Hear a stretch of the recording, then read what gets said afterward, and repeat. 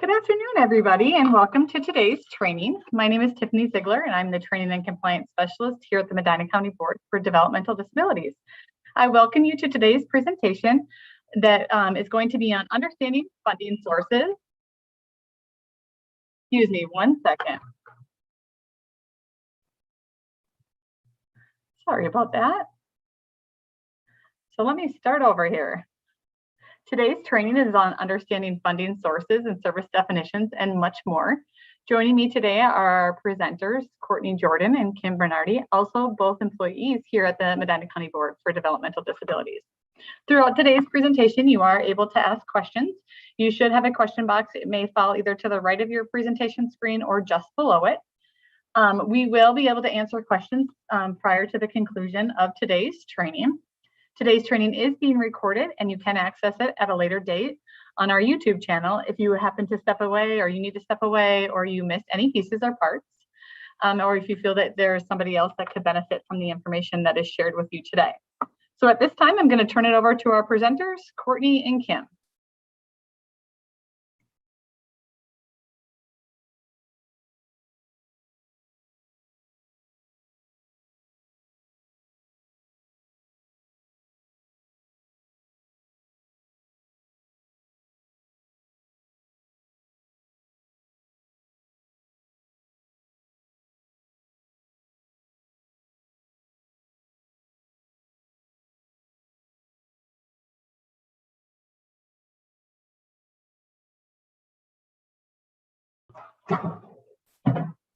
Kim, are you there?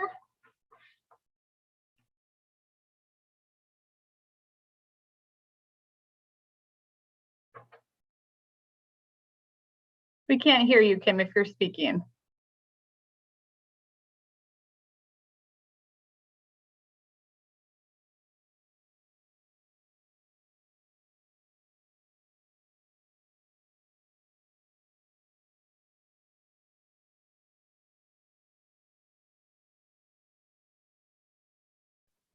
Hello there. This is Kim Bernardi, and I'm here with Courtney Jordan today. And we're going to talk about waivers, certifications, what you should be certified for which waiver, and different funding sources for the waivers. But at first, I'm going to let you know that the Medina County Board of Developmental Disabilities is holding administration classes. We are holding initial medic class today and tomorrow, which is already filled. September 15th and 16th from 8 to 4 a.m. July 28th and October 20th from 8 a.m. to 3:30 are renewal med classes, and these are no charge for providers in Medina County. We also hold first aid CPR classes, and we're also able to do background checks for you. Okay. Now I'm going to get to the presentation. Providing services in Medina County.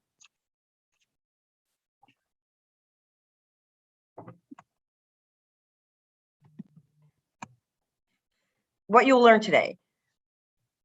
Questions you want to ask yourself before becoming certified. What is the typical funding sources? What services for each funding sources? What's next? Adding services after you are certified.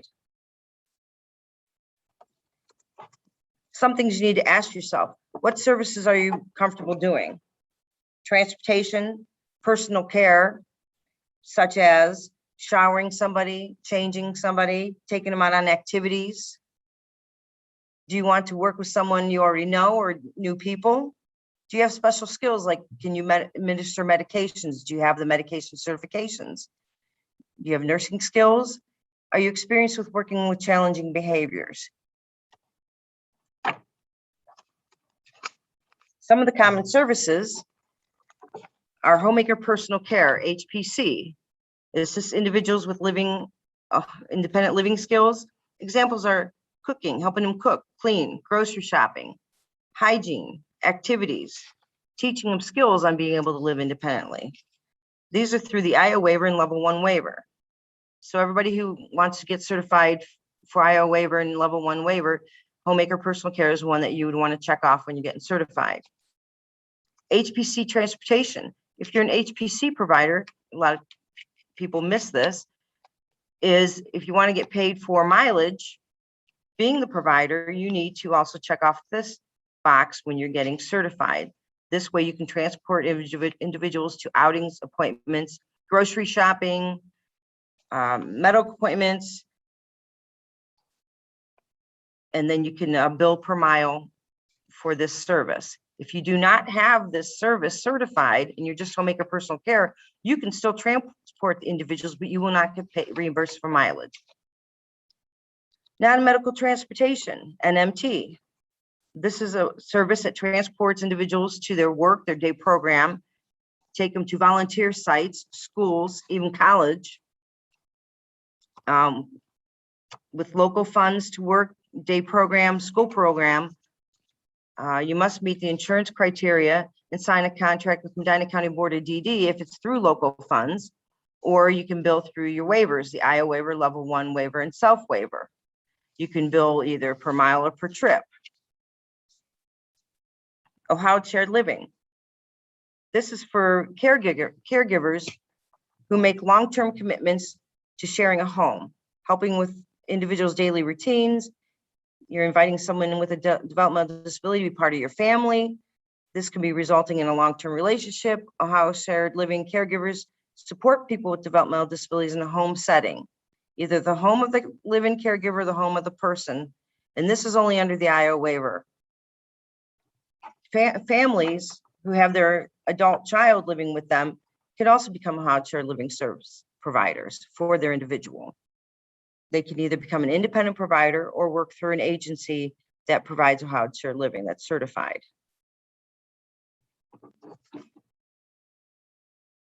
And also the payment for Ohio Shared Living depends on what the Ohio Disability Profiles funding range is. There's a daily rate for each funding range. Money management. Money management assists individuals with their monies, budget, bill paying, being responsible for benefit management, being their authorized rep, which authorized rep means handling all their job and family services redeterminations for food stamps, their Medicaid, handling any kind of redeterminations with Social Security and all their benefits, managing their asset limits and knowing what their asset limits are for Social Security and Medicaid. This also can be an agency doing money management, or an independent provider can also be certified in doing money management. And this service is only under the IO waiver and the level 1 waiver. Participated directed Homemaker Personal Care is an option available through all 3 of the waivers DOD administers. It is not a requirement of the individual options or level 1 waiver, but it is a participated direction is a requirement of the self waiver. Supported living is both a service in Medina County and a funding source. That is local dollars through the county board to pay for the same services for Homemaker Personal Care, non-medical transportation, day programming, Homemaker Personal Care transportation. This is billed through the County Board of Developmental Disabilities. Remember that each one of these services requires separate certifications. Take your time when checking boxes in the PSM portal. So before you get working with an individual, whether you already know them or not, don't be afraid to clarify what funding source they have and the services that they utilize. Because we did have a situation where an independent provider met a family and he was going to be their provider. The family really liked this gentleman, and they find out that the individual was a self-waiver and this provider was not self-waiver certified. So then the family and individual lost out on a provider. So we want to make sure that providers are certified for every piece that they can be in these waivers. And here's Courtney. Thanks, Kim. What I'm going to go over is some of the actual funding sources that providers can bill under. And the very first one is called the Individual Options Waiver, commonly known as the IO waiver. And the IO waiver is a Medicaid waiver for individuals who have higher needs. And the funding cap will be individually based, and it's determined by an assessment called the Ohio Developmental Disabilities Profile. And like Kim said, typical services that independent providers bill under are Homemaker Personal Care, HPC Transportation, non-medical transportation, and Ohio shared living. And when you bill through, for the IA waiver, you bill through the EMBS portal on the DODD website. So Kim, if you could advance the slide for me. The next one is called the Level 1 waiver. The Level 1 waiver is also a Medicaid waiver, but it is for people who are more independent. And the funding cap is $6,750 a year, which equals out to about 5 hours of service per week. Typical services for independent providers under this waiver are Homemaker personal care, HPC transportation, and non-medical transportation. And billing is also typically done through the EMBS portal on the DODD website.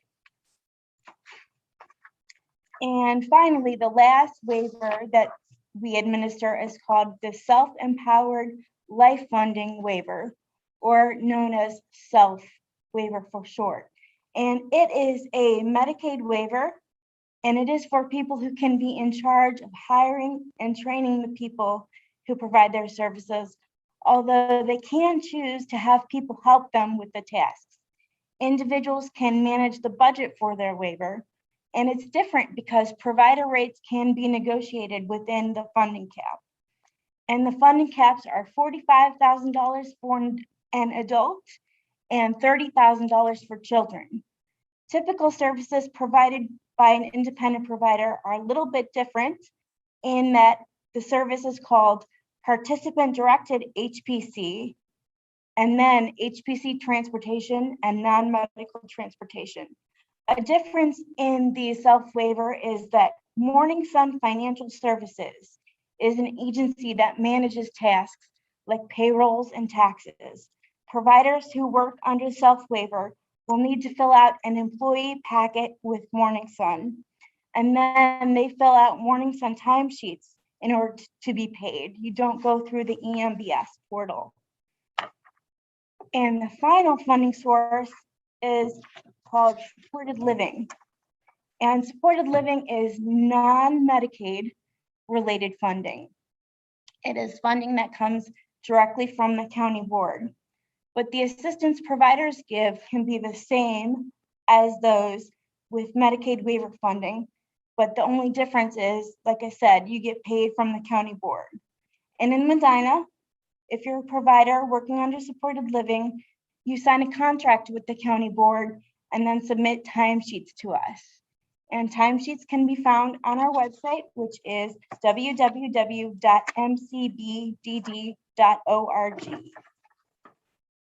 So after you get certified, there's some things that you can do to make sure things go smoothly. One thing you can do is make sure that you complete the annual provider training, which is for free on the DODD My Learning portal. And the annual classes that you need to take are the rights of people with DD and restrictive measures, person-centered services, protecting the health and welfare of people with DD, and community integration.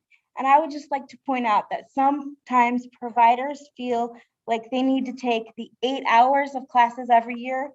That is not true. You only have to take 8 hours of classes when you very first become certified.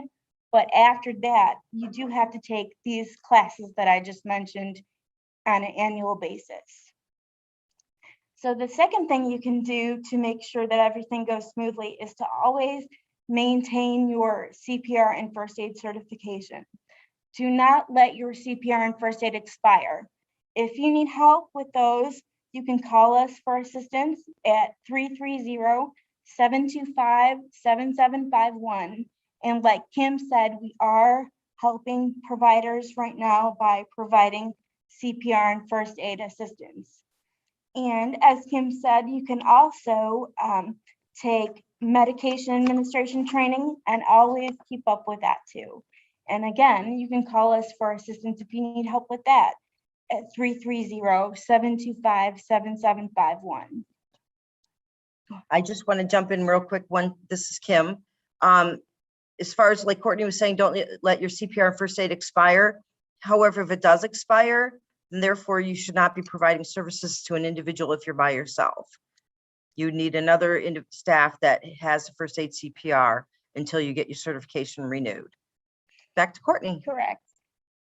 Thanks, Kim. Another thing you can do is familiarize yourself with both the DODD's supporting providers webpage, and I have that webpage listed out here, as well as the local county board provider webpage, which is just mcbdd.org/provider. We have a lot of good information for providers on that website. And also, as well, we have a RFP portal so that if you are looking for clients to work with, you can, once you have your orientation, we will give you access to that portal. And like I had said just a second ago, new providers must have an orientation with Kim, who's our quality assurance specialist, before you start providing services in Medina. And then after orientation, I will put you in our local system and give you instructions on how to create an account for the RFP portal. Sometimes we run into situations, like Kim had said before, where a provider doesn't realize when they first become certified that they might have accidentally skipped a certification. And if you do that, it's really okay. It's not the end of the world. It's easy to go into the PSM system and edit.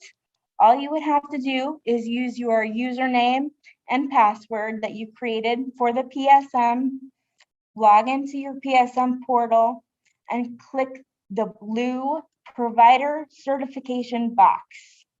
After you do that, you click your contract number, and then on your provider home screen, you find the link that says add services.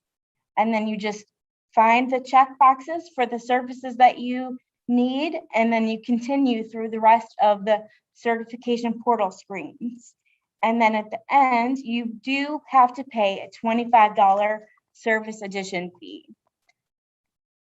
And then don't be afraid to reach out to us if you need help. We're here to help you at any time if you need it.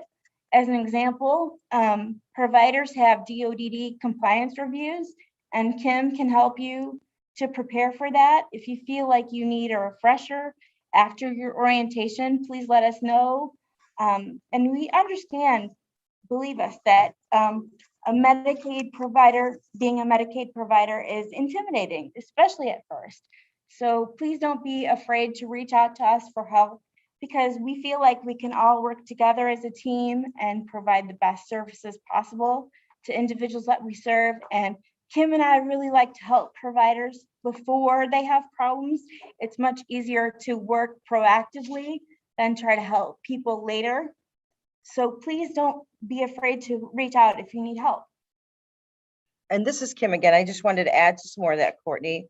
For the compliance reviews, DODD and NEON give me the information of when your compliance reviews have been scheduled. And then what I do is I reach out to the provider, independent provider, the day program provider, the residential providers, and offer my assistance and say, hey, you have a review coming up in July. I'll contact you probably in May and offer my assistance to come and look at all your paperwork and make sure you're ready for your review. So don't be afraid to do that, but I will contact you and I will help you out with that.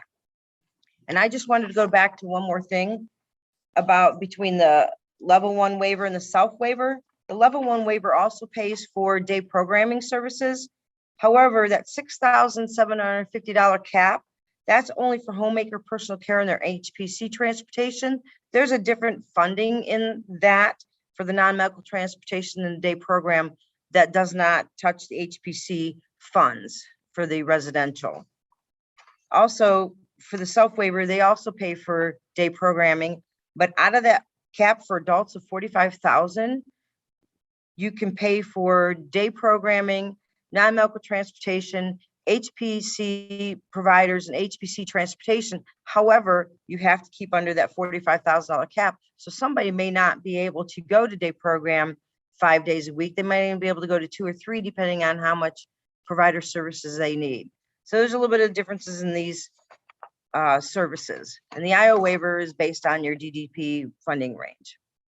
And that's all I have. Courtney, you? I don't have anything else. Okay. So there's our contact information if you need it. And if you have any questions, please share your questions and we'll give it back to Tiffany. Hi, ladies. I don't see any questions coming through now, but both of these ladies graciously provided their contact information. And like they said numerous times throughout the presentation, feel free to reach out with any questions that you have. Sometimes they might be a little bit more specific than putting it in the chat box here during the training. So feel free to reach out to them. We also will be providing this PowerPoint to you along with a survey for feedback for us. Like I said in the beginning, this presentation will be available. The recording will be available on YouTube. So if you like to share it out with anybody or rewatch it, you are going to be able to do so. So I thank you for joining us today. And we look forward to seeing you at future trainings, hopefully in person here real soon. Thanks and have a great day.